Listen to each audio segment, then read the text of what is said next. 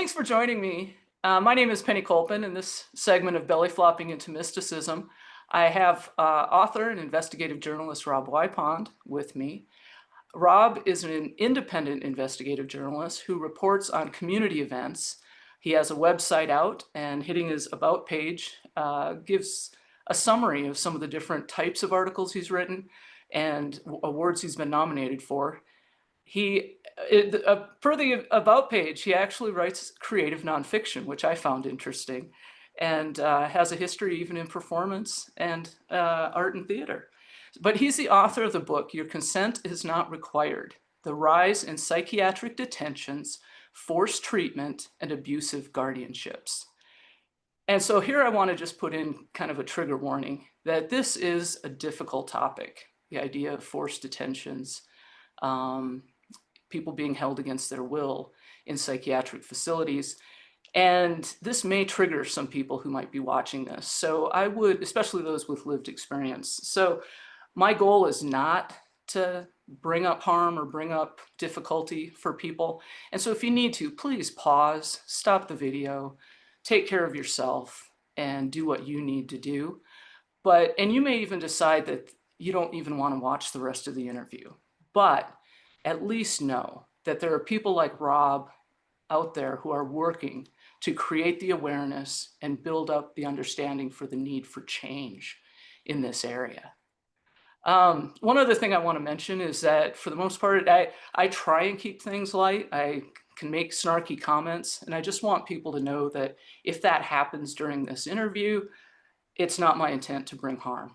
And it's probably more of a coping mechanism, because even though I never was held against my will in a psychiatric hospital, even preparing for this, I've gotten emotional thinking about the people who have been harmed.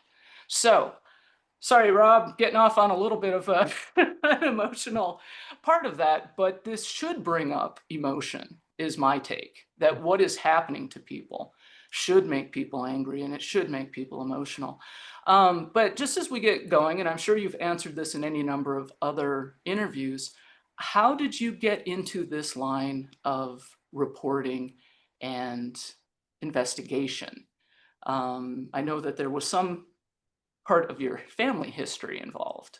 Yeah, yeah, quite a few things actually. And I want to give my own little version of a trigger warning for people too. When you're talking about emotions and how we react sometimes, like honestly, I find myself often like almost like laughing when I'm describing something really terrible. And the reality is it's because of there's an absurdity in this, in how these diagnoses are done, how people get dragged into these situations that that's one of the ways I emotionally you find myself, dealing with is like I'm It, doing it, it even now, right? Like it's it like goes to the, you can laugh or you can cry yeah, thing. exactly. And so, Yeah, yeah, I yeah. want people to be assured. Like, I mean, I've dedicated a whole book of writing a very serious book about this topic. But yeah, at times I like smile because there's a level of it where I'm still grappling with just like, it's crazy that this is happening and happening at the scale that it's happening. So, Yeah, going yeah, back, you mentioned a few things that are kind of relevant. My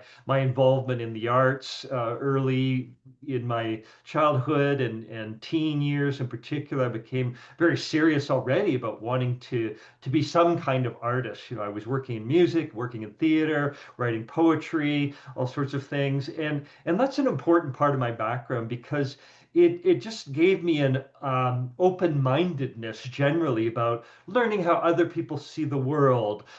When I did get exposed to some books early on, like One Flew Over the Cuckoo's Nest, there were some prominent television shows in my childhood that kind of dealt with quote unquote mental illness in certain ways. And I just remember always having uncomfortable feelings about psychiatric hospitals and what happened there, and this notion that somehow the realms of the human mind were much vaster than was typically talked about in our society, and that we needed to grapple with that more.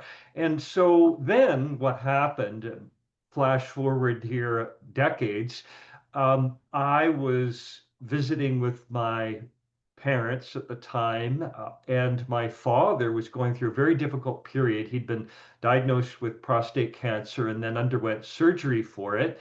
And it was disastrous in the sense that he was rendered incontinent and impotent as well, completely, which is a very, actually, fairly common reaction to adverse effect of surgery for prostate cancer that's not talked about enough, I gotta say. So he was devastated by this.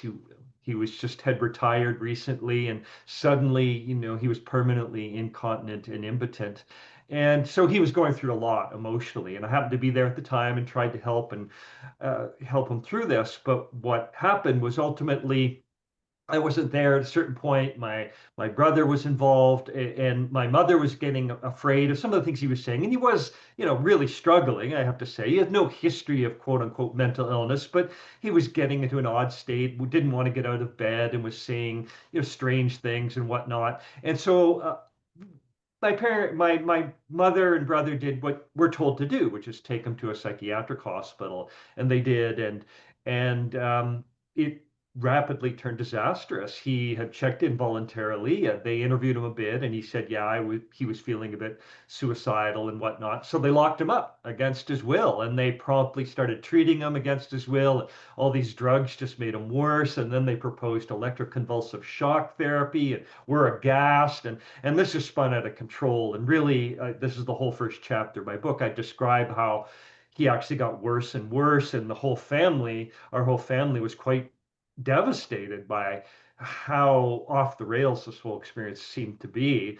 And yeah, after about a year of this, we finally got him out of the system, and slowly over time, he got a little better. But right away, I started to think, wow, like this can happen to my father. Who else is this happening to? And was this a really unusual experience that somebody be locked up like this so rapidly and then treated so terribly? And it was just very humiliating for him and upsetting. And the police were involved at one point, hauling him in, like he was in and out of the hospital at various points. It was just really ugly. And yeah, so I started researching it, and that's where ultimately And the book came. and that went for months. I must say I did hit Amazon. I did read the sample. So and I know you've spoken about it in other interviews, but this took, like you say, almost a year of, and at some point he went in voluntarily, like you say, the family's doing, well, we're told to seek help and whatever. How quickly did it turn to, hey, something's wrong here? This isn't what Pretty we well thought. immediately, to be honest. Really? For me, it did. I mean, I was already a little bit wary of that, but for me, it turned almost immediately when they went from, well, he's here voluntarily, to we're going to hold him against his will, and we're going to do whatever we want, regardless of whether he seems to be appreciating these drugs or not. And they had him on multiple drugs. Both my brother and I immediately started researching these medications and realizing how dangerous so many of them were, particularly in combination. And so Right. we were raising lots of questions, and the doctors started immediately getting like irate and irritated with us. And, all these things that I've learned now are actually really common. Like these were Right. not unusual events at all. That doctors don't like it if you're asking a lot of probing questions and things like that. So anyway, yeah, this went off the rails pretty quickly. And then really, I think each member of our family had a different point in time when they started to become more concerned and more critical themselves over the course of time. And he was let out, at various points and then sucked back in again. That's another irony of this that I write about in the book, where a social worker would visit at home. Well, how are you doing now? And he'd say, well, I don't really feel any better, I'm this, and they'd rapidly take him back into the hospital again. And so it became this weird, like very twisted policing kind of environment overall that was just very uncomfortable. At one point, they decided they thought that my mother, who was like the most incredibly supportive, loving person you could ever imagine for all of us throughout our lives, and they decided that somehow she was perpetuating his depression or something. And so they deliberately shipped him off to a faraway hospital to get him so it was harder for her to visit. It was just really stuff like that that I didn't have And any respect for them by the the end word of all this. the word surreal comes into my mind just based on the limited amount that I'm hearing. And to live that for months or even a year or more. I like I say, I mean, I had my own experiences, but I was lucky in that I didn't have to deal with that part of it. And so it just astounds me to hear. Um, so one thing, and so you said now that kind of led to this book. And so can you talk about kind of the progression from, and I should say, what I appreciate you mentioning is that there was kind of a part of curiosity that you had. In my book that I've had the ebook out, it's called Musings from a Consecrated Mind. It is I have a chapter on the value of curiosity, and Bob Whitaker's work came from curiosity. I don't know if you're familiar with the documentary Crazy Wise with Phil Borges. That came out of curiosity. And then based on this experience, so you're more than just an investigative journalist. Your family had this experience that led to that curiosity. And so Yeah. can you talk about kind of from where that happened with your family, like how that progressed into finally getting the book is about what, 2 years old? And so it took several years of Oh, research for you. actually, I started just researching and writing. Had started doing community journalism for one magazine and then a second one sort of over a period of time for almost 15 or 20 years. And during that, off and on, I'd be researching this issue and writing about it and getting to know more people. And I've realized, and that's one of the reasons that generally journalism about involuntary commitment is not very good really across North America, is because the way it's done is not at the community level. A lot of writing is happening at the New York Times or Los Angeles Times, places that are really just national voices anymore these days and don't do a lot of on the ground investigative work the way community journalists do. And also community investigative journalism is getting gutted across the board in terms of its funding and support. And so I was quite benefited a lot from working on in a community level where people would recognize me on the street, say, "Oh, I read your article last week. Let me tell you something you don't know." And so there became this cycle where I was realizing how much involuntary commitment and the issues associated with it were really permeating the entire community. So it was involved in nursing homes, homeless shelters, Um, schools, all of these places that really became ultimately the framework of the whole book is me showing that this is not just a sort of issue that's affecting one small group in society. It's affecting an incredibly wide spectrum of people from many different walks of life, and that is sorely underreported across North America. And that's really how the book emerged then, was when I realized not only is this affecting certain people who are genuinely struggling, it's affecting all kinds of people who actually aren't even struggling, like whistleblowers are getting locked up because they're getting labeled with mental illnesses. People in nursing homes where their behavior is just trying to be controlled by the managers of these nursing homes are trying to use mental health laws to forcibly drug and make these people more docile. So it has nothing to do with improving their mental health. So this is really I'm jumping a lot around here, but this is where the ultimately the book came from. So the book itself took 2 or 3 years, but prior to that, I'd spent maybe 15 years or more Kind of, researching the issue off and on. yeah, I mean, just even as you were talking, I was thinking, it's almost like puncturing a balloon and things kind of explode a bit or something.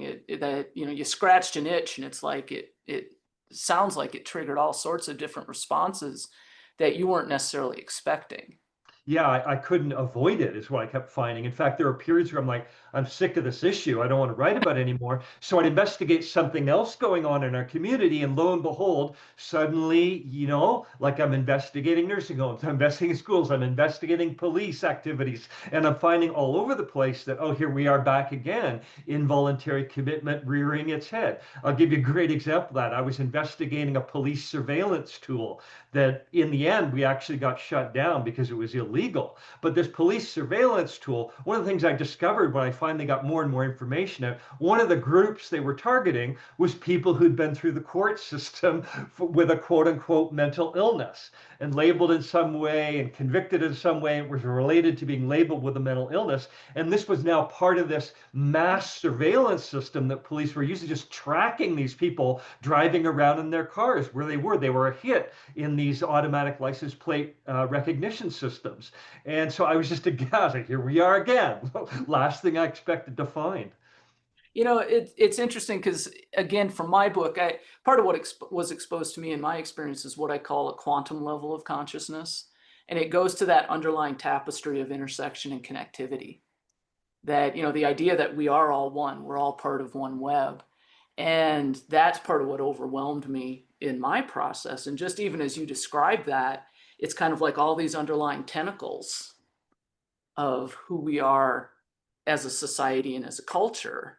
And another word that popped up as you were describing that is the concept of paranoia, but not paranoia for the people struggling, but there's almost a paranoia in people in the system that, like, if you even mention anything about suicide or something like that, people tend to freak out about that, don't they? Oh, Still? yeah, yeah. And really, what the book is about and what you're describing, I think, are quite similar. Is that what I'm seeing here is a kind of expanding policing of society at a very, very intimate level. And so, yeah, definitely it's driven a lot. There's a lot of fear involved. I wouldn't say that's the only thing. There's a lot of different things that drive policing at this kind of scale, but definitely part of it. I noticed that with my father. Like for me, even at his most extreme state, I was kind of like, oh yeah, I relate, I've been there. I was reminding him of books he'd read that we shared that delved into people going into dark places in their own psyches or really struggling with deep emotions, or getting into non-ordinary states of consciousness, mystical awareness, not understanding it, not knowing what to do with it, just, it emerges and they don't have a framing for it. Like, why am I suddenly like hearing voices or things like that? People going through things like this in our society, Western society in particular, very aggressive amounts of fear and desire to control and suppress these kinds of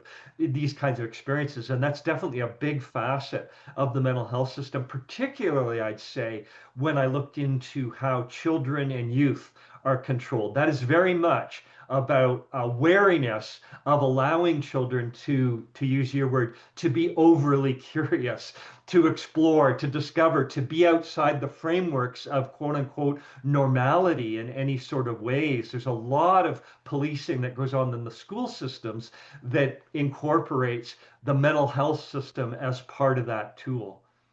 Even last night, so last night I kind of scanned through the first couple chapters of your book, and that concept of fear struck me.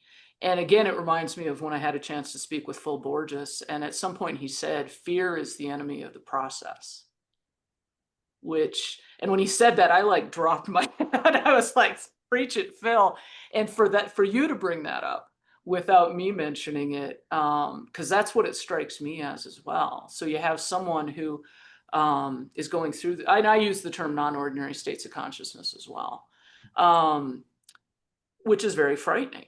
And I don't think I mentioned, I might have mentioned where the whole title belly flopping into mysticism comes from, is belly flopping into a non-ordinary state of consciousness that is very weird, very frightening. And so you have the person already frightened, but then when the people around are trained to be frightened, that doesn't work. And actually, I added this question. Have you heard of the concept of polyvagal theory? I'm not Nervous sure. system. It's nervous system. It's about co-regulation and that Right. type of Okay. thing. And that's something I'll send you a note or something, because when I learned of that a few years ago, I was like, that's what that to me, that's what's needed in this system.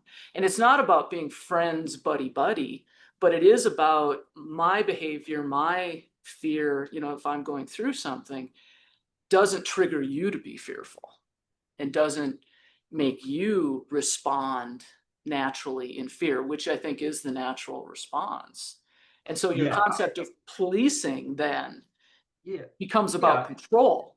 Exactly. And I want to make this very explicit for people who don't maybe believe or realize how explicit this is. So, a few of the chapters in my book, I'm exploring precisely this issue where they have mental health first aid and all these training programs that workers are being put through. If corporations are hiring people to come in and train their workers in it, school teachers are trained in it, doctors are trained in it. There's a whole bunch of them, but mental health first aid is one of the biggest. And it's very explicit in there that they kind of say, okay, if someone's going through an unusual kind of experience or behaving in an unusual way, the first step is, try to talk to them. But like step two, step three, and all of them is call 911.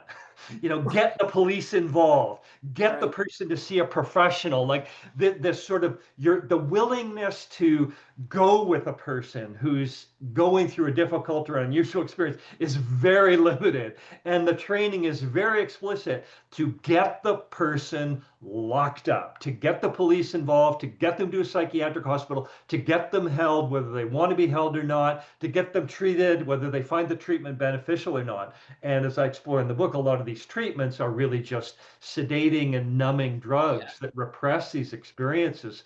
And so for that group, and I want to emphasize, it's really only like a part of the group, but definitely some people who are experiencing involuntary commitment are going through these kinds of what we call non-ordinary experiences, and they're struggling, and people around them are reacting with fear, and then that turns into conflict, and so Right. then the police are brought in to sort of control the situation, and then you're involuntarily committed. So that's one way this plays out, but there's lots of others where the people aren't even actually going through these non-ordinary experiences, but there's just a family that's in conflict, and they decide to use this tool against one another. So this is really common where it's just simply, I don't like how my child's behaving and I can't control them.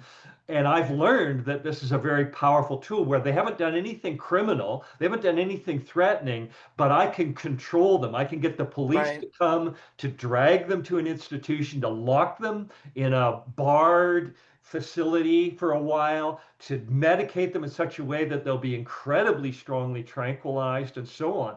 And so I found that this is a really common way for families to exert power and control over each other. Wow. And I've heard of that, but there's something about hearing you say that in this context that it almost sends chills down your spine. That's how this can be abused. And in fact, as you were talking, one of the things when I went through my experience in '98 was I came to say, forget the hokey pokey, abuse, manipulation, domination, and control. That's what it's all about.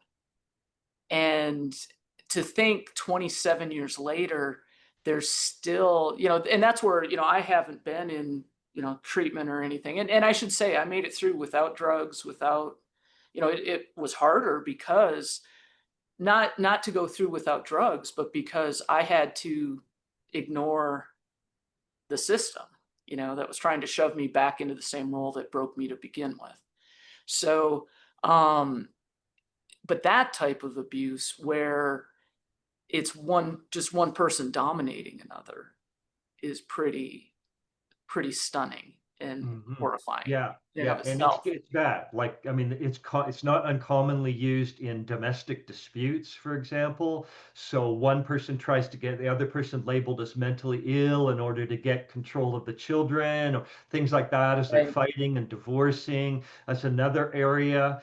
It's just stunning. And maybe just let me digress for a moment Sure, to sure. something that I explore in the book, but just so people know, because it's very common. There's a narrative out there that hardly anyone gets involuntarily committed and there's hardly any beds. And what I explore is that this is actually just pure propaganda. It doesn't align with the actual numbers at all. And it's actually been, you can trace it really to one billionaire funded organization called Treatment Advocacy Center in North America that has promoted this narrative, and the news media have largely bought it. And they've bought it for different reasons in a way, partly because people are now looking for a way to blame homelessness on this. Governments don't want to admit that, well, our economic policies have failed, and that's why we have like existential hope. They want to blame it on mental illness. And so that's really reinforcing this narrative. But what I found is that, in fact, both Canada and the United States have some of the highest numbers of involuntary commitment anywhere in the world. Definitely far more than most European or comparable Western countries. And also, lots more beds than people recognize. Often what's happening is when people count beds, they're simply counting what happened with the major large hospitals, which is true. In the 1950s, there were these asylums that held sometimes tens of thousands of people, and those were largely closed. Right. And haven't been replaced really. Certainly, there's been a growth in private psychiatric hospitals in the United States and some other general hospitals in both countries that have psychiatric wards. So those have grown, but they haven't fully replaced the asylums. But what has replaced the asylums is group homes, nursing homes. There are all these other types of smaller facilities. Some of them are secure facilities where people can actually be committed long term. Other ones are just places where people who are being labeled with serious mental illnesses are living, and they're living long term. And when you add up those beds, we actually have more beds today. And that's the role that asylums used to play. They Right. weren't just, they were long term places to live.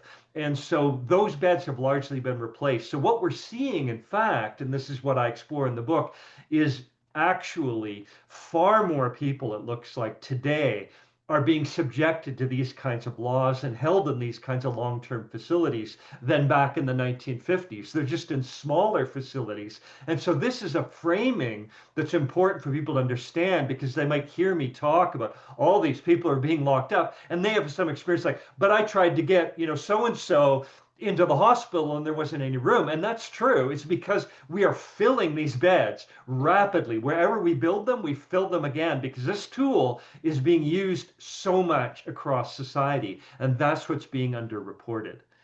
So when I'll go back a little bit because you mentioned the social issues of homelessness and that type of thing. And I didn't mention to you that I grew up with three older brothers. My middle brother died homeless. And so at the time of the breakdown I had, he had been gone for 8 years and I didn't know if he was alive or dead. So Uh, that's why I've experienced what I've always called my experience. And that wasn't the only source of stress, you know, but that's why I've always called my experience as a stress breakdown, a breakdown of the ego and whatever. But part of the reason I was chuckling as you went through that is because you brought it back to the economic system.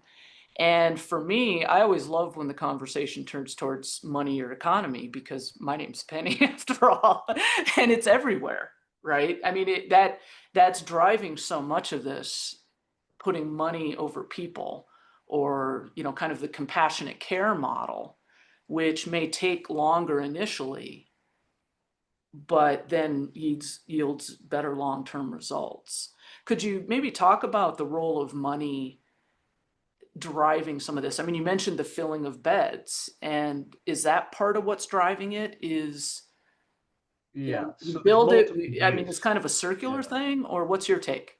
Yeah, there's multiple ways that the financial system, we might say, plays into this. First of all, definitely there are greater and greater economic stresses happening across North America. The real Sure, wages have declined. sure, Governments have gotten getting out of subsidized housing. So there's a real affordability crisis, particularly in large cities that are actually ironically, the cities that are financially doing better overall usually have greater, more acute homelessness problems if they're not turning around and investing in them. And often they're not, because the investment in housing has to take place at a provincial or state level or at the federal levels, and they're the ones that have stopped funding it. And so municipalities have ended up dealing with the brunt of the problem. So even a very wealthy municipality like New York or Vancouver and these kinds of places have terrible homelessness problems because the municipality can't really afford it, even though many, many rich people live there. The bulk of the money is at the hands of the province and the state or the feds,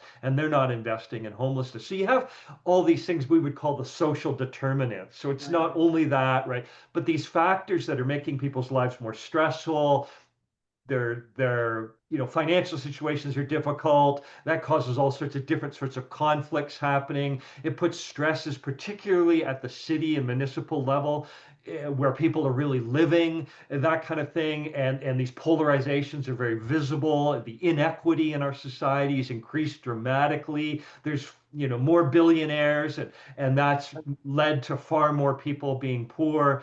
All of this stuff. So that's affecting it. Then on the other side, and this is sorely under discussed, under reported, under investigated, and under discussed in our society, is that there are real major amounts of money to be made, profit to be made off of the poor, off of poor Right. people, particularly in the mental health area. So, yeah, the numbers in America, rock bottom, that the government calculates is about 150 billion, 180 billion dollars per year going into the mental health system. And you start to ask yourself, wow, 180 billion dollars per year, like going into helping people with their mental health. And how many of those people, like, for example, typical long-term injection for an antipsychotic can be $1,500 per month. Now, would you Right. rather have that when you're in extreme state, or the $1,500 to cover your rent and your food potentially in a relatively cheaper place to live? You know what I mean? Which of Like course reduces the stress in the system, which goes back to this nervous system health and polyvagal and all of exactly. that. Yeah. And so, yeah, and so what I found is that, private equity firms are getting into group homes and congregate care and nursing homes. They're lobbying government all the time. They like coercive facilities because they can control people more. They like to use mental health laws to manage their buildings. So they're constantly putting pressure on governments. Give us these. That's why Housing First is not being funded. Housing First being a Right. way of just providing people with housing, whether they're mentally ill or not, whether they're struggling or not, whether they have substance use issues or not, just get them housed and then try to help them. Offer them voluntary services and practical supports of different kinds. This isn't getting the kind of funding it deserves because it's way too freeform, right? The corporations that are involved in this business don't like it at all. Oh, what? The person can rent any kind of apartment they want. You give them a housing voucher and they can rent it. No, that's no good. We have to build a facility where we can actually lock them all up And and it's just about bill the control. government however Yeah. much we want for their quote unquote treatment. And so corporations are extensively involved. And this is happening in Canada, not as much as in the United States, obviously, where it's a much more privatized system, but it's also encroaching into some of these spaces in Canada as well. And isn't that part of it? Because one thing I came to realize is uh, we act like these human-made systems, whether it's corporations, the economic system we have, we act like nobody gets crushed by that. That nobody gets harmed by that. It might not be this thing from 120 years ago where there was as much, physical, potential to harm the body, but we act like these systems don't crush, the energy of a person. Or is that your take too? Or Oh yeah, I mean, thank you for saying that. Like that's one of the things that disturbs me the most about this is, and we seem to have less compassion, less empathy, less understanding today, even than we did 20 years ago, as the problems are worsening. And absolutely, like people seem to kind of think, well, if I survived, if I'm doing okay, then, You should too. obviously, anyone who's not must be mentally ill or Right. a Or substance weak. user or Yeah. something like this. And no, I mean, it takes so little to realize like how harsh our system is and how hard it is to succeed and how hard it is to keep getting by. And a great example of that is all the studies are showing now that across North America, the fastest growing segment of the homeless population, the biggest and fastest growing, is seniors. It's not Right. substance users. It's not quote Right. unquote the mentally ill. It's seniors being priced out of their housing because our pensions are often not enough or something Oh, changes. They have a medical emergency that comes up for a while and that depletes their funding and their support. And something changes, a partner dies and suddenly their whole financial circumstances change. And these people are ending up homeless, and that our society's just in total denial about this. Right? It seems like there's people who just have so little understanding, so little compassionate empathy. And I'm just amazed because I just look at myself and I look at all it takes to keep me, away from homelessness. And how I can easily see how just either one little accident could yeah. put me in that position or just the beat down that you take if you don't have the privileges and the education and the capacity that somebody like me has had the good fortune to have. If you don't, if you were, abused as a child, if something bad happened or, yes, something really powerful happened and you didn't have a framing for understanding it and just your life spun out of control for a little while, it's really hard to get your feet back under you. Well, and even that phrase for a little while, goes to something temporary as opposed to these are lifelong chronic conditions that people get diagnosed with, which is a huge problem in and of itself. But there was another thing, and I was going to bring it up anyway, but what we were just talking about is for me, it's about frame of reference. So I don't think I mentioned in the material I sent you that I have a master's degree in statistics. So, looking at kind of mathematical or geometrical or, those kinds of concepts. But the whole frame of reference, I think it was the second chapter of your book, you mentioned how psychiatrists were trained and you spoke with 3 recently degreed psychiatrists who spoke about how in these short appointments that they have, they listen for like cue words and then flow, so like if they use the word sad, oh, okay, this is probably a depressive disorder. But you mentioned in the book, and I don't have the words in front of me, but basically it's like whatever happened to this person doesn't matter, like doesn't come into play at all. Is that what you've heard? And I mean, is how widespread is that concept in Yeah. the So, people you've spoken with over yes, these years? absolutely. So this whole To me, problem. let me just say, to me, that is like the stupidest concept. I mean, because I'm a statistician, I can talk about modeling and and all of that, and I'm like, to ignore this vast background of past history, current environment as having any influence is just one among the stupidest thing I've ever heard of. Yeah, and it's not that they're not capable of understanding that it could have had influence, but their interest in it is very limited. So in the diagnostic process, they are simply trying to match your behaviors and your thinking and feeling to the extent that you share those with you express them to the doctor. They're looking to match those with diagnostic labels. And so that's all a diagnosis is in the world of psychiatry. And people need to understand how medicalized this has become. So that's been the main thing. And under mental health laws across North America, the person with the most authority to make decisions is a physician, a medically trained physician or psychiatrist. So you might have training in therapy or social work or other things that help you understand a person and why they're struggling in their lives better. But you don't have decision-making power in under mental health law. So it's really important for people to understand. And that it begins with the diagnostic process here. So typically now, this is a very medicalized process, and it's just we're matching symptoms to feelings and behaviors. When we've done that, these doctors are trained, okay, if that's the diagnosis, here's the drug. And that's what they learn. They don't even Yeah. learn often really what does that drug actually do? How is it affecting the brain and the nervous system? How might that play out under different kinds of conditions for different kinds of people? They're often very limited, even in that knowledge. And that's the irony. Is a lot of medical doctors' actual medical knowledge of the adverse effects, the long-term effects of these drugs. It's been understudied. It's very limited. So it's a very dangerous kind of environment in this sense. And then what I want to highlight is this is crucial to how mental health law works. So the diagnosis, the moment you're labeled with a mental illness, and they're so broad now, depression, anxiety, some of these mental disorders, that roughly 60 to 80% of the population will at some point meet the criteria for at least one mental disorder in their lives. That's what the current research says.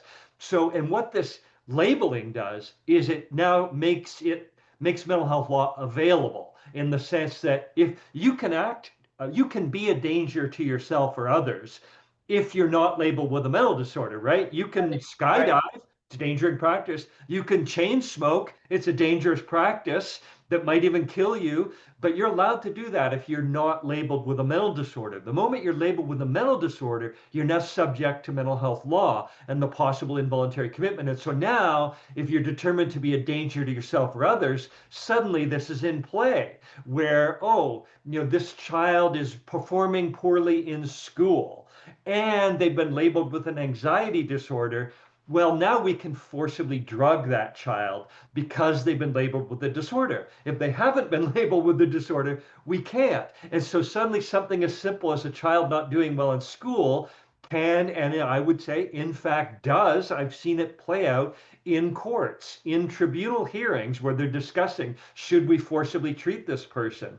Are they not going to work? Suddenly, if you're so depressed that you're not going to work, if that's a decision you've made under normal conditions, that you're free to do that. You can go broke if you want, right? But not if you're labeled with a mental disorder. You're not. So if they suddenly label you with depression, you're not allowed in that sense to just be to not go to work anymore and be depressed about it and say that's it. I'm going to change my Right. life in some way. You get into this push and pull with our society, and can you rationalize your behavior or not? And this is what I want to say is the huge spectrum of people that I interviewed for the book is people who fall into these categories who are like, yeah, I get that somebody else thought I shouldn't be like sitting at home saying I don't want to go to work anymore, but I was going through something and that's what I wanted to do. That was the choice I was making. And then someone else decided you're not going to be allowed to do that. And they got involuntarily committed and forcibly drugged, and they're gassed because they felt quite lucid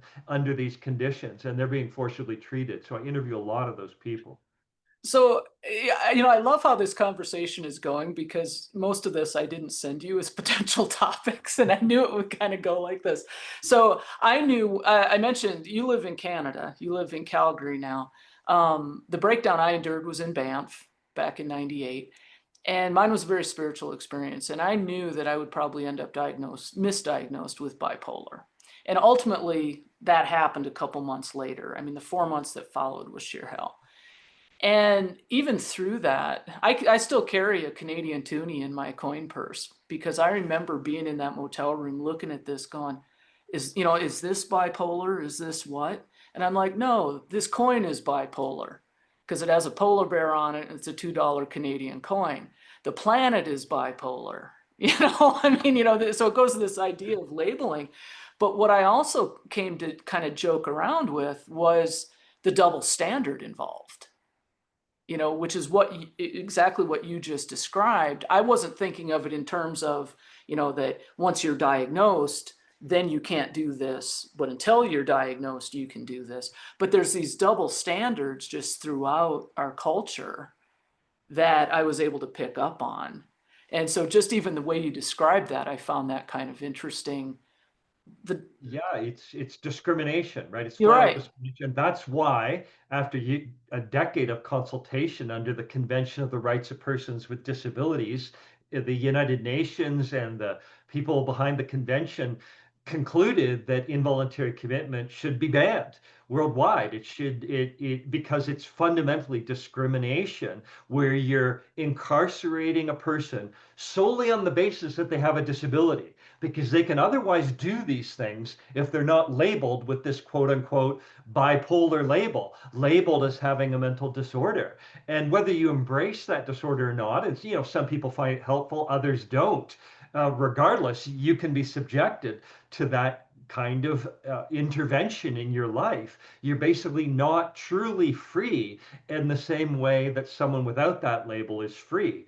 And this really plays a lot because people hear a phrase like, under mental health law, it is one of the more common criterion is you can be locked up if you're a danger to self or others. And they kind of assume just intuitively, oh, that means you've gone out and you've, stabbed somebody or, you've Threatened to kill. physically Yeah. threatened Yeah. somebody. But that isn't what it means. Like, in fact, there's a whole separate area of law, forensic psychiatry, where that's what's at play. It's people being violent, actually physically violent and labeled with a mental disorder, and they are subject to criminal law, but there is this subpart of criminal law, which is forensic psychiatry, where people are, say, declaring themselves, they're either labeled incompetent to stand trial or they're pleading not guilty by reason of insanity, kind of some phrasing like that. And that's where those people end up usually. So danger to self or others under civil commitment, which is entirely what my book focuses on, is civil commitment procedures. These are ordinary people like you, like, right, that might have happened to you, my dad, right? Right. It's school children, it's people in nursing homes, it's people who are, the danger is, oh, they're not eating enough, oh, they're wandering out in public in ways that might make somebody beat them up, because it's literally one that Jim Right. Gottstein, the lawyer, uses in his book. Is he's got a recurring case that he's handling. Jim Gottstein's an amazing I lawyer. interviewed him. Yeah. Oh Yeah. yeah, okay. Yeah. So yeah, he, in his book he talks about a case where really the issue was that this guy kind of acted so unusual ways all the time that people wanted to beat him up. He kind of annoyed them and bothered them, and that was the actual way they would discuss it in the courts when they were locking him up and forcibly treating him. It was like, this guy's going to get himself beat up by someone else, therefore we have to We like control him and we lock need him to up. protect him or something. Yeah. Fundamentally unfair. But that, and you see that in this whole homelessness issue, right? When Right. people describe it, what they're describing when they say, "Oh, this person, he's like, hardly eating and he's freezing out there," and it's all these things like. Well, that's what happens when you're homeless, right? It's like it's an extremely difficult place to survive, whether you got a mental disorder or not. That people are usually describing the homelessness experience as being the danger, not the mental disorder, but they don't know it. They're not twigging to that fact and saying, yeah, this is what we got to end. We got to end homelessness. We don't need to end quote unquote, aberrant behavior or mental Right. disorders. It's interesting because we were touching on kind of the language used, because even the term disorder, there's a group out of the UK called Drop the Disorder, or a disorder for everyone, which is what you touched on, that all of us at some, 80% of us could be diagnosed, right? And my take is, we have these social disorders and we act like that doesn't affect individuals in our society, so before you go slapping disorder on this person over here, it goes back to looking at context. Um, I would like to move on. Now, in your book, do you bring up the problem of the biomedical model?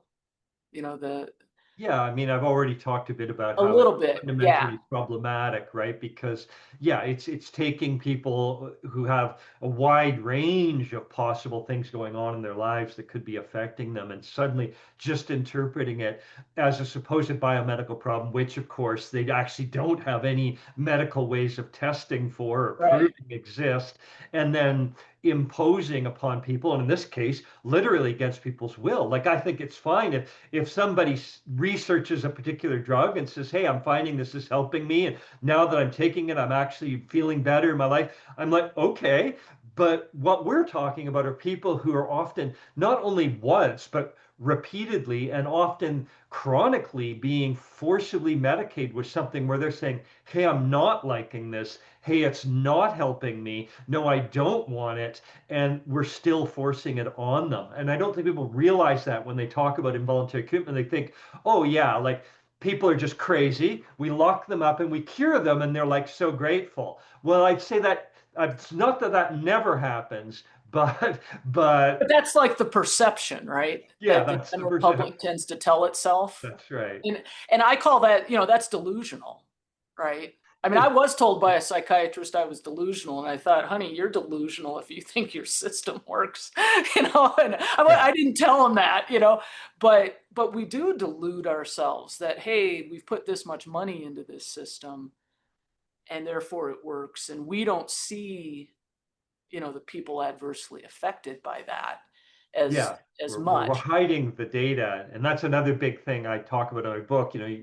You're interested in statistics, and it's very hard to get good data about any of this. So Yeah, anybody, like, this is not true if you look at, say, open heart surgery in the United right, States in particular. You can get pretty good data on that. You can go institution by institution. You can even sometimes get data doctor by doctor, like how well are they performing, how long afterwards do people end up back in the hospital if they do or not, how successful are these surgeries. There's nothing like that in the whole mental health area, and particularly around involuntary commitment, but really across the mental health arena. There's no tracking of outcomes going on. So we have virtually no reliable data. It's even hard to figure out who is getting committed, why are they being committed, and let alone are they getting better or worse? And a year later, where are they at? What are they saying? So I'm cobbling together studies here and there, and a lot of it's just I'm interviewing people on the ground, and I interviewed hundreds of people over the course of decades who'd been through involuntary commitment about their experiences. And my assessment would be the vast majority are being permanently traumatized by this experience. And there's some smaller percentage that do benefit from it, but even they often say, but I was still traumatized by it, how I was treated, even if today I'm taking that drug and I'm glad I am. And then there's a very, very small percentage. And usually, these people, the ones who say it was good for me entirely, usually they were treated really well. That's the right. difference. It's like, so Well, they were nominally involuntary on paper, but in fact the doctors are saying, hey, we're really sorry we have to do this. We're really worried about you. It was a very collaborative environment. Have you tried this drug? Would you like to? Oh, you don't like that one? How about another one? It was this whole, collaborative experience, and people felt that was fine. And then they project that onto others. They think, oh, that's what it is. But it right. often is not that. Right. And I think I did see some of the other interviews you gave, and you mentioned something similar. And in terms, as I think of that, it's like, well, the care they receive is a factor in the outcome. Again, I'm looking at the modeling of it, that you have, this created this situation, but then how it's treated, that you end up with Y equals, and whatever. And instead of just, acting like you can just treat anybody in any way and they're just supposed to accept it and not feel anything and not feel anger about it. Um, but I find it fascinating that of this small percentage that you say, oh, that, that it was kind of a positive experience, but that was largely because of the environment they were in. Is Yeah, that? I've found almost no one that goes through true, what we'd call coercive care under involuntary commitment and enjoyed it. They enjoyed being restrained, Right. physically restrained, chemically restrained, threatened, intimidated, told even after they said, hey, I'm not liking this drug, told you have to take it anyway.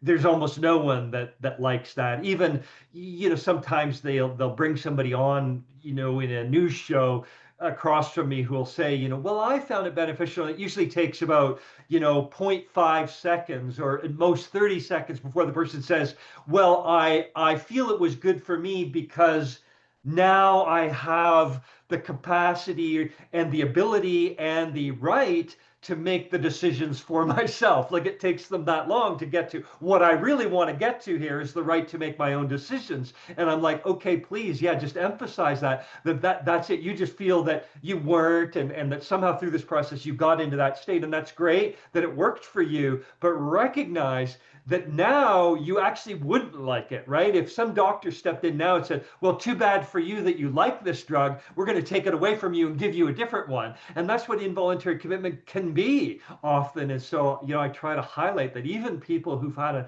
okay experience should recognize the importance of rights in that process, but they're a And it small number either way.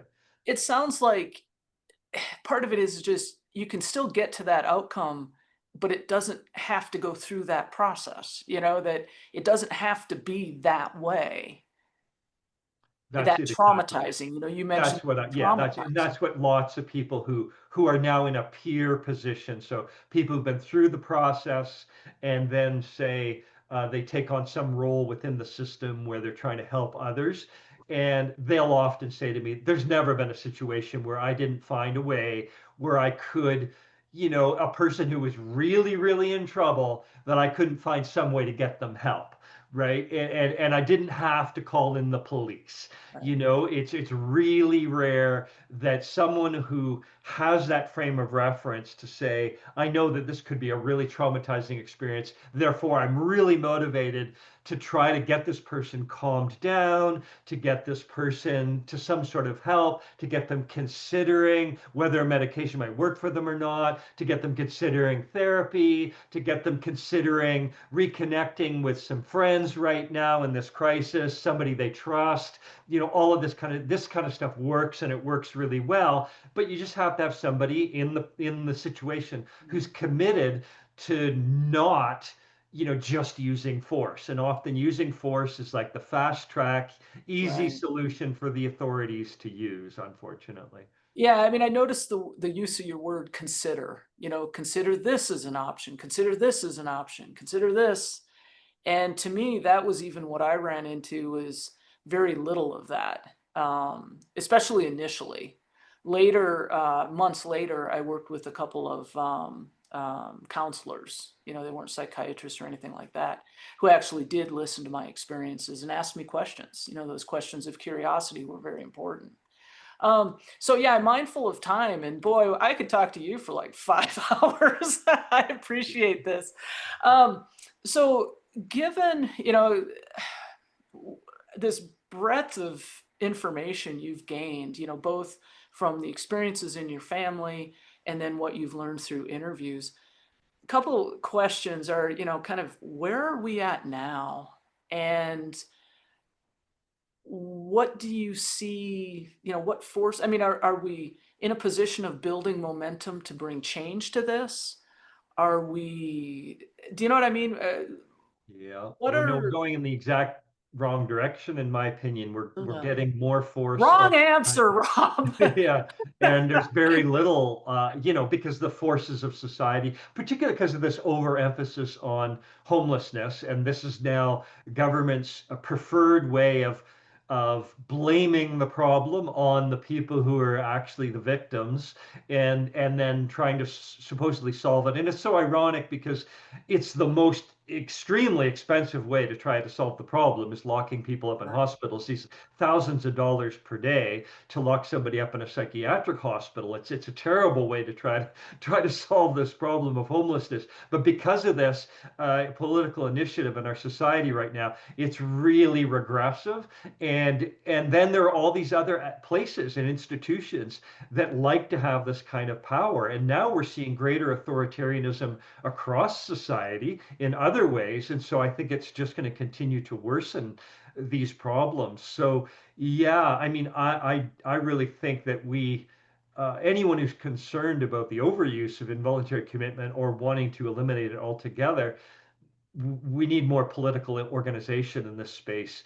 Everybody's isolated right now. There's very few organizations working in a cohesive way together to attempt to grapple with these problems. Like if I, as a journalist, say I want to call up an organization that's against forced treatment and get their opinion on an issue, it's actually still today really hard to find them.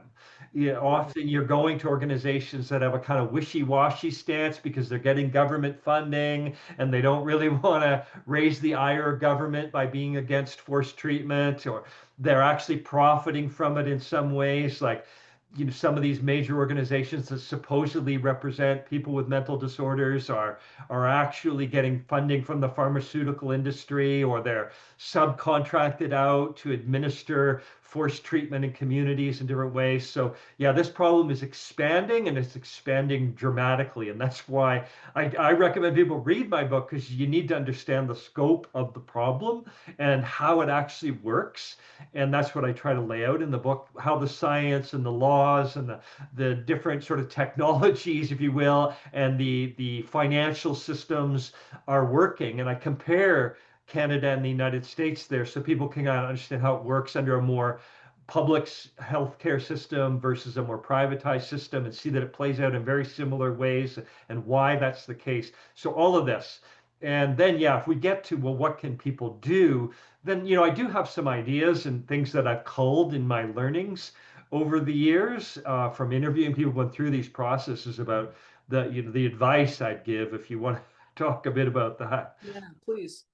So Yeah, please. yeah, I mean, I think on the political level, like I say, we just need more organization. People who are against this or concerned about it need to come together, need to find their common ground, put aside the places where they're different, and focus on their common ground, and actually try to create a public voice and a political voice around this issue to kind of start rolling it back. And now we do have the United Nations Convention on the Rights of Persons with Disabilities and various committees like the Committee on Torture that have declared this to be discrimination and torture under the CRPD. So we have that as kind of a support out there. So there is a political leverage point that can be used. But immediately, what I think most about is people who are facing this themselves, and people who are involved in it, families. And a few things I've learned, and really I'd say every chapter of the book, you can learn something from it, from how that person got themselves out of the system over time. But generally, I'd say a few things. If you are locked up already, if you're in that situation, is document things. It's way better to have things in writing than to not. Often it gets your word against theirs. The doctors and nurses are documenting everything from the moment you're in this process. The police document things, and that weighs heavily in hearings. So if you just start taking notes, what happened when I had a conversation, actually asking doctors, oh, I'd like to know why I'm not being let go. Can you explain that? Oh, could you put it in writing so I really understand it? Then things get often clarified a lot better. So that's one of the things I recommend. And then also social support. So that helps you ahead when you're in crisis, to have people who will just talk with you, support you, won't call police, won't call 911 right off the bat if you're going through something, those kind of people. And then those kind of people showing up if you do get locked up. So just doctors and nurses knowing there are people who care about you, who are concerned about, who know you in a different kind of context as whatever you are in your ordinary daily life, as that, not just quote unquote crazy person, but a person with friends and people who care about them and so on. That's really beneficial. That said, it can backfire heavily if you're not careful. So a family member or a friend who's concerned about someone should never give evidence. You be very careful what you say to doctors, because something as simple as, oh yeah, I've been concerned about them for a while. If you Right, say that, that gets put into the medical record, like even friends and family are concerned about this person losing their mind, right? And it sort right. of gets exaggerated in this context and used against them. So you need to be really careful in that context how you interact. The other thing that can happen is you're too defending of them, like really fighting for them to get out. You'll get pathologized, and I see this happen a lot. So a family member suddenly, oh, if you start advocating like, don't give them that drug, they hate that drug, it's not helping them, then suddenly, oh, this person themselves seems to have some sort of mental illness. They don't recognize how this drug is clearly helping the person, and so on and so forth. I don't even know what to do with that, Rob. Yeah, I know. Well, and you This is do that know part where I have to you. laugh because it's so I ridiculous. know, yeah, exactly. But you do know the end because you highlighted it in one of our emails. You know, and I'm going to bring it up now. Is Go for what it. you see in medical records all the time when people get out is you see patient recognizes their need for these drugs, recognizes that they're mentally ill, and recognizes their need to continue to take the medication. You see that in medical records all the time. And I can't tell you how many patients have then told me when I said, "Oh, this is in your medical record," they'll say, "Oh, I lied. I figured That was that out." coerced Yeah, just to of get me course. out. Yeah, That's what doctors need to hear. It absolves them of liability. Often it helps their own self-delusion. It helps right. them feel better. They believe they've helped you because you Yeah. never get out if you continue to fight and say, "I'm not crazy and these drugs aren't helping me." It's very, very hard to get let out in that context. So that's often what I say to people is it's like biting the bullet. It could be humiliating, but play ball, play ball. I got a story in the book It's of a almost doctor. like do what you have to do to get out, That's right. That's right. right? And then figure out what your Then, strategy is yeah, going to be. yeah, You have to think strategically in these situations and very mindfully and recognize that anything like anger, protest, depression, react like any kind of emotional reaction, which would be very understandable. The fear people often experience when they're in this is through the roof, of course, yeah, especially if they don't know it can happen, which is right. the service my book is there to do, is to educate people. This can happen. So hopefully, if you're armed with that knowledge, you'll be less afraid when you see it happening and realize, okay, I got to be strategic I got here. to stay calm. Recognize the danger you're in, recognize the power that these doctors have, and treat it accordingly, as if you've just run into a bear in the wilderness and go, okay, I'm going to back away slowly. I'm going to try be calm. It's all No eye right. contact. Yeah, I'm not going to freak out. You're not going to freak out, right? It's like, it's a I'm bit sorry. like that. Thank you for making me laugh after an hour of this discussion. Because, wow, what, and I'm going to use that analogy. I live in Montana and the whole thing is coming up to a bear. And oh, that to me strikes me as a great analogy to use. Yeah. Oh my And God. it's really, yeah, I've encountered a bear in the wilderness, so I know exactly what it I feels have like. too. Yeah, I have too. Yeah, Oh, yeah, yeah, and that's what you're doing, or any kind of wild, yeah, dangerous situation. I've been just climbing down a mountain and get into a dangerous situation and realize, okay, what's the best thing to do right now? It's just like, okay, assess, look around, what are my own capacities? How tired am I? And stuff like that. And people often, what I find is they get into a fight with the doctor. No, I'm not crazy. No, I'm not this. And that's often risky. It's more like take that moment to go, okay, yeah, maybe I have not been getting a lot of sleep lately. Maybe I have been kind of stressed out. Maybe I have been acting a little bit weirder than normal. Okay, so maybe I can kind of understand why, a family member or the police kind of did this to me and why the doctor's looking at me like, and so, balance that out and say, okay, yeah, I can see where you're coming from and let's work together on this. Take that collaborative approach because that does usually, not always, though, I got to say. Some right. situations are more dangerous than others, but often with a reasonable doctor, with a reasonable judge, it will work. That's what I was about to say is it depends heavily on the doctor or the judge involved. And again, that becomes a factor in the overall equation.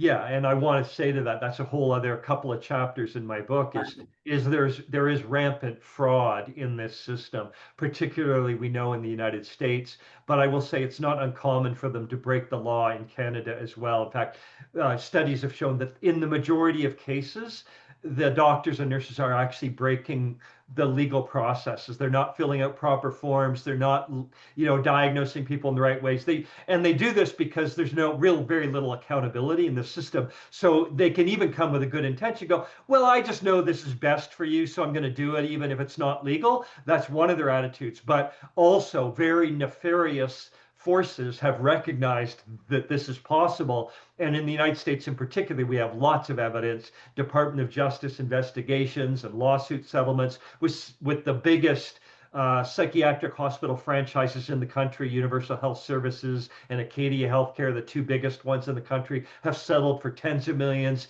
and in one case, $117 million with the Department of Justice for doing blatant fraud, for basically just sweeping people up who are not mentally ill and are not going to benefit from this kind of treatment, locking them up against their will, supposedly giving them treatment, and just bilking Medicare and Medicaid or private insurance in some cases, and making tons of money off of people. And they have various strategies they use, different kinds of strategies to get people roped in. Sometimes it's as innocent seeming as you're invited to come in for a mental health screening test, right? Right. Yeah. Find out if you're depressed. Find out if you're bipolar. We'll run a little screening test. And then they just, no matter what you say, they say, we're worried about you, and they lock you up. And that's the end of the matter. And they're bilking your insurance for it. And the better your insurance is, the worse off you are in this kind of situation. And so this isn't just me speculating, like we have entire court cases and lawsuit settlements, investigations showing that this is widespread. And even then, I will say, the actual doctors and nurses and the companies that own these institutions are still today saying, "Oh no, we did it right. We were just doing what was best for our patients by locking them up as long as possible." Right? That's how they're framing it. But the lawsuit settlement with the Department of Justice is very clear that the agreement they settled was, yeah, we were doing it when patients didn't need to be locked up and didn't need this treatment. I so appreciate, because you end up touching on topics that I'm about to ask you about. And you touched on it here because I'd highlighted, I added it to my notes after I'd emailed you some possible topics, is it mentioned, when does this become abusive and even criminal? And I think in one of the interviews, and I forget with whom, the concept of crimes against humanity comes up. And I was wondering, I know we're over what we said, but like I say, I could talk to you for a while. Could you talk to that a little bit? I mean, I consider some of this crimes against humanity. Yeah, and that's where the UN, the United Nations, Yeah, did with the CRPD is that this is torture and arbitrary detention. Basically, it's fascism in action based on a discrimination against people with disabilities. So there's that.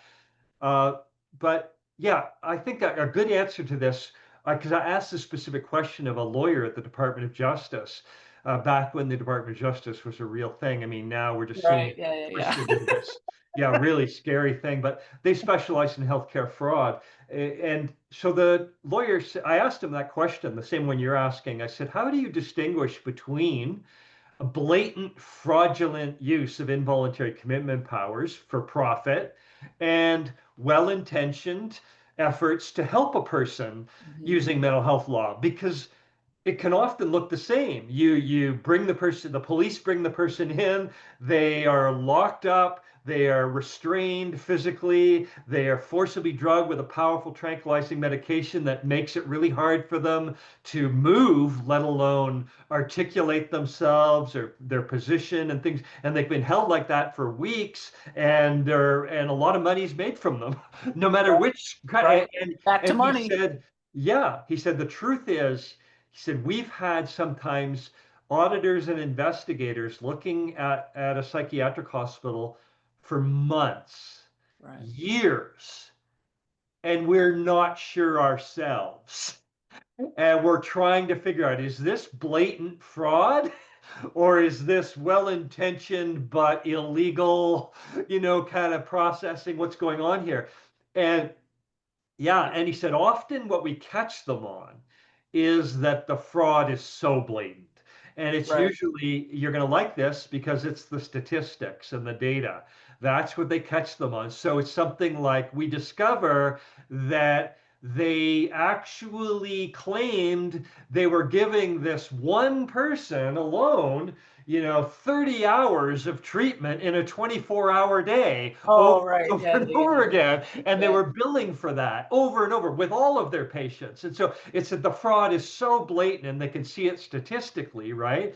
That then they can fully swoop in and say, okay, we've got you, right? And then they can look more deeply into all the records and they'll get whistleblowers who want immunity stepping up and saying, yeah, yeah, yeah, we were trained to falsify medical records. And that's what he called it, incidentally, was he used the term assembly line of fraud. So he said, yeah, the doctors, the nurses, the owners of these facilities, they're all involved in falsifying records, just lying about people, lying about the treatments, submitting these records to the insurance companies, on and on and on. Everybody's involved in it from top to bottom. So really, a quote unquote person's worst paranoia manifest, right? Like talk about if you have if you're labeled with schizophrenia or something and you have paranoia that people are to get you and you get locked up in a place like this, right? and you're right.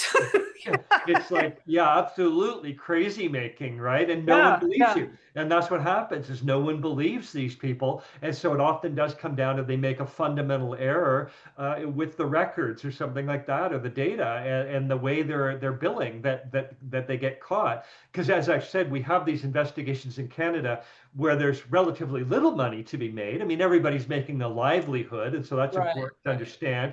Even a publicly funded healthcare hospital has a bottom line financially, and beds being filled is better for their bottom line. So there's that, but less profit to be made. But an investigation province wide in British Columbia, for example, found that it was something like, I think it was 78% of the involuntary commitments were illegal even then. So they just weren't filling out the forms and all of this. So you'd go, what's going on? And what I'd say there is they become cavalier about it. It's like, you're mentally ill, you have no rights. We're doing what we know better than you do. yeah, What's good for you. We're just going to do this, and it doesn't matter. And there's no accountability anyway. Even if we get caught, there's not like there's any penalties for any of this, and there isn't, right? In Canada, in particular, there's never been any kind of sort of fraud settlement like that. In the United States, it's a bit different because it's the often it's like Medicare and Medicaid are federally funded, and the right. states, though, are running the healthcare system. And so there's this inherent conflict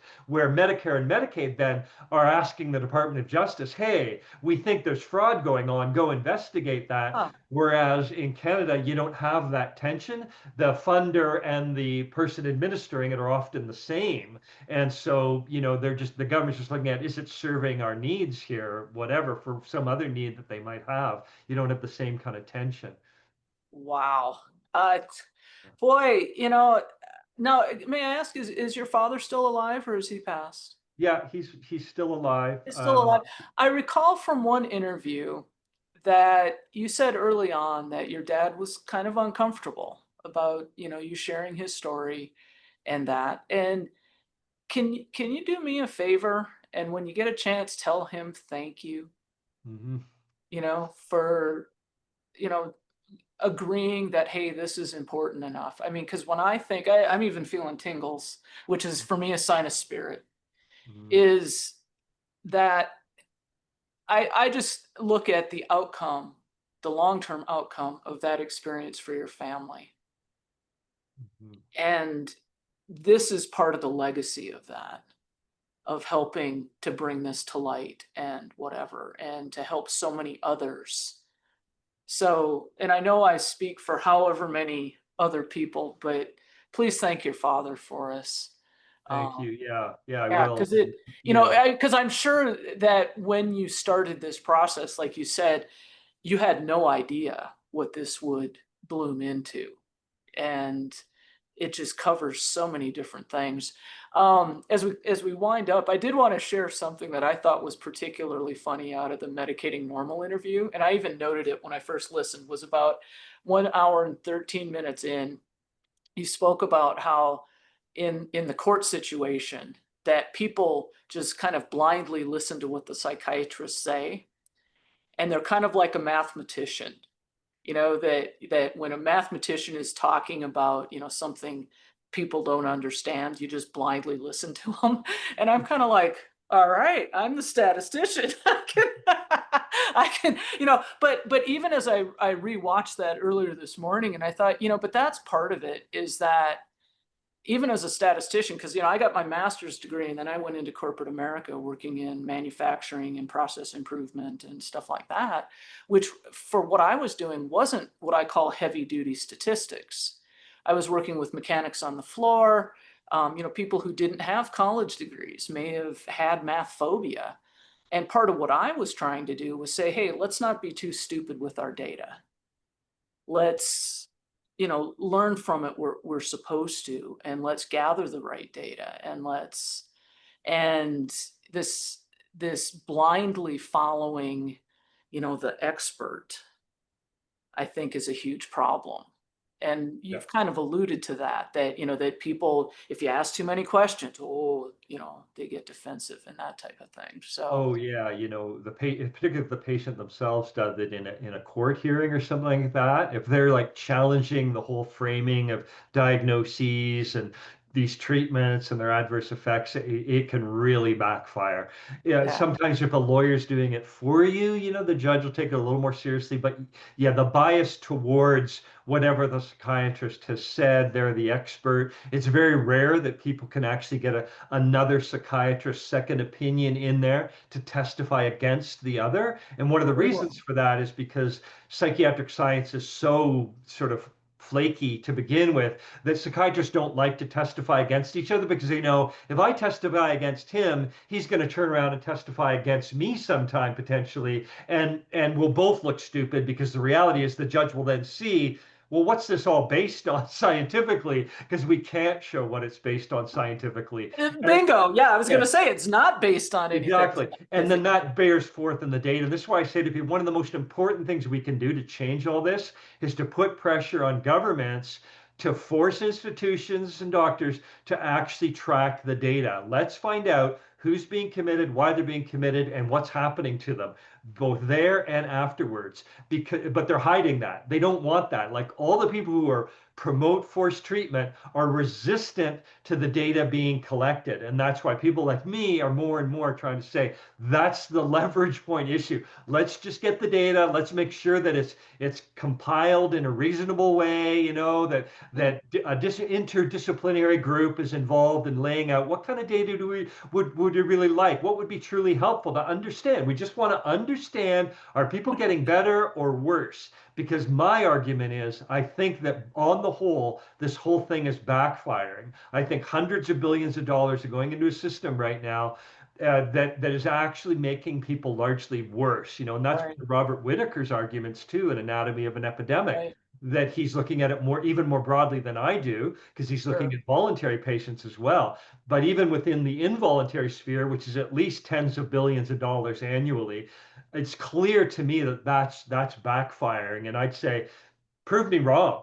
I'd love nothing better to be proven wrong, for someone to collect the data and go, look, Rob, actually, 80, 90% or 95% of people are saying this was the greatest thing that ever happened to them and they're so much better. But I'm suspicious, and I argue it's going to That be the it's the opposite. other way. Yeah, it's Yeah, going to be the yeah, other way. And I say, prove me wrong. I would love it. And why are people who are promoting force so against actually collecting the data?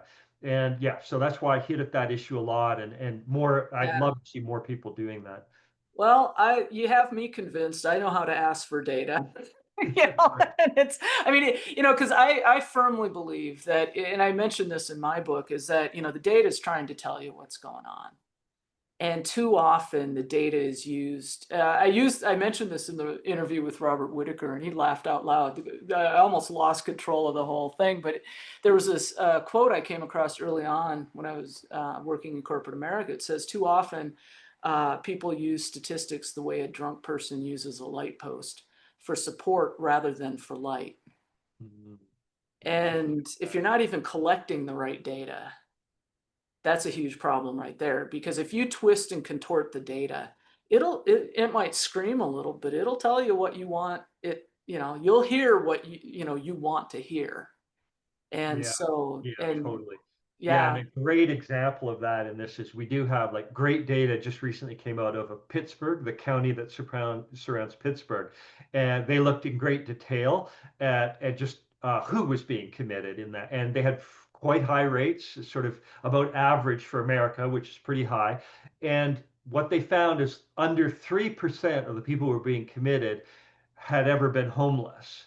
So that's a very important number. Now I'm sure that the people out there, well, that's the problem. We should be incarcerating more homeless people. But I say, yeah, but before you do that, you should understand who are the other 97% then? Right, If right, it's not people, and that's what they found is most of the people who are being involuntarily committed and forcibly treated under mental civil commitment laws were people who had jobs, were people who were functioning in the community, right? And all that, like, so much more, and that's what my book's about. Much more ordinary people than we think. We have this illusion that all these are people are completely out of touch with reality.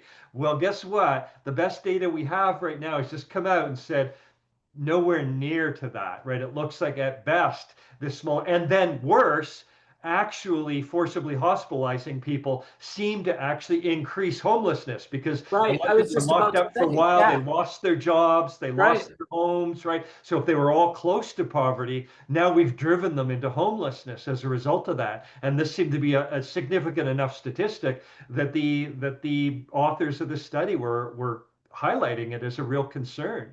Wow. Well, I've taken up enough of your time. I sure appreciate this. And I may reach out again after I read your book. I might have some more questions for you. But No, I'm happy to obviously, talk. I appreciate what you're doing. And that's part of Well, why I'm no, interested in and thank you. joining And I you. want to say, like, feel free, and I mean that honestly, because really it is one of the joys, I guess. That's it. I don't tend to be able to get to a point of like laughing and getting some like sense of the Yeah. absurdity, except when I'm talking with others. It's one of the great things that happened with the book and with my work is getting the opportunity to talk with people like yourself, particularly people who have been through these experiences and understand something of what can happen in the system and yeah, it means a lot to me and yeah, it makes me feel better to It's just understand. co-regulation, nervous Yeah, system. Yeah. yeah, to share the understanding and this broader view you're bringing because I don't honestly explore that really at depth in the book. It may be in my next book, I'm hoping, but the mystical issues, the issues of non-ordinary states and how we as a society are grappling with that because to me the issue is just the policing, the hard-hitting policing approach is inappropriate and I kind of focus on that. But I do think there's a lot to learn about the fact that I think more and more people are going through these non-ordinary types of experiences and are being drawn to them and are frustrated with our society, are being pressed into crises.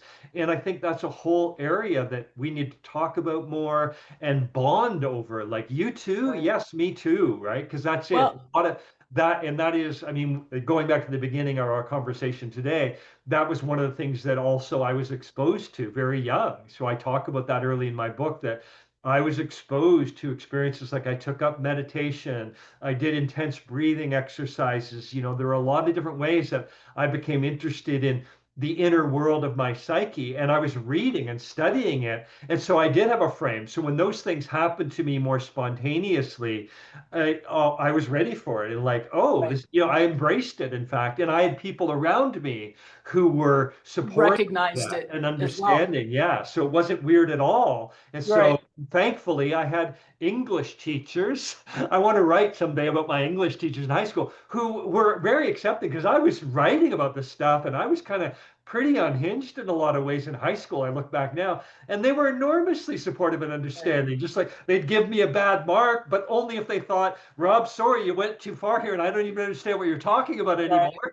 And I'd take that as like, okay, and we'd talk about it, and I would try. Like they coached me into try to be a better communicator about these issues, right? And I swear that helped me a lot, right? Because that's it. I started to look at, okay, what's the other person hearing when I'm having this experience, and how can I better create a sense of connection between us? And I feel like sometimes that's what's happening when someone's really spinning out, is they're losing their connections with others. And if only they knew, right? They either had a better listener or were a better speaker themselves, they might be able to reforge that Right. connection. So I'm So thanking you for bridging that connection for me and for others in your life.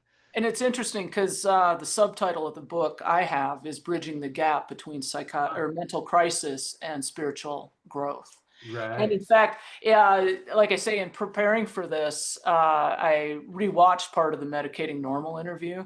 And I think in that you mentioned what you just said, that as a young person you were exposed to some of this. And you mentioned R.D. Laing as someone you'd read.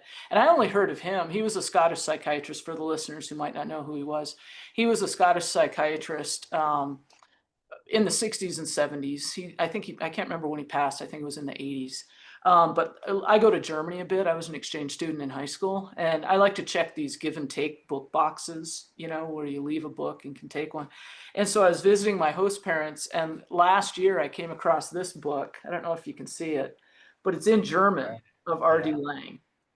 And of Yeah. course, I'm looking at this going, I'd never heard of Phänomenologie der Erfahrung. And I looked up the train, it's all in German, of course. I'm like, that's got to be R.D. Laing. I couldn't remember his first name. Well, so then I picked up the book, Politics of Experience, I think is Right. what this translates to. And I just finished reading it now. And for me, it was like 4 years ago that I came to realize that they were doing a better job with this mystical type, so-called psychotic, whatever. They were doing a better job with that in the 60s and 70s and Oh, 80s than they are absolutely. today. Yeah, And so that's yeah. that's part of what I want to help bring back as well. Yeah, totally. Yeah, they were doing a much better job. Bruce Levine, that Yeah, I interviewed him psychologist, too. Yeah, yeah. critical. Yeah, he highlighted that for me when I was interviewing for my book. Just saying back in the 60s and 70s, like people like Lang and Thomas Zaz and a lot of critics, Stanislav Grof was they were another very one. Yeah, prominent. They were mainstream. They'd be on like 60 Minutes. yeah, So that critique was much more prominent than it is today. The medical establishment figured out how to fight back and suppress these sort of non-medicalized approaches to understanding our experiences, and they've really very successfully suppressed that kind of critical view. I mean, it still exists, but you have to really go looking for it today. yeah, yeah. Well, that's part of what I hope. So anyway, I'll let you go. Hey, do me a favor. Would you hold up your book one more time since I don't have Oh, a yeah, copy yeah, of it? that's right. Here it is. Yeah, your consent is not required. Definitely will be ordering it. Rob, thanks for your work. I'll include a link to it, a link to your website and stuff like that as I Great, thanks. Yeah, post in my it. Substack column, I'm encouraging people to go there. That's where I'm updated more these Right. days. So yeah, it's called Psych Force Report on Substack. And thanks for mentioning that. I'll include a link to that as well. I've subscribed to that as well. So Great. Okay, thanks thanks so so much much. for joining me today. I really appreciate it. Okay, you too. Thank you.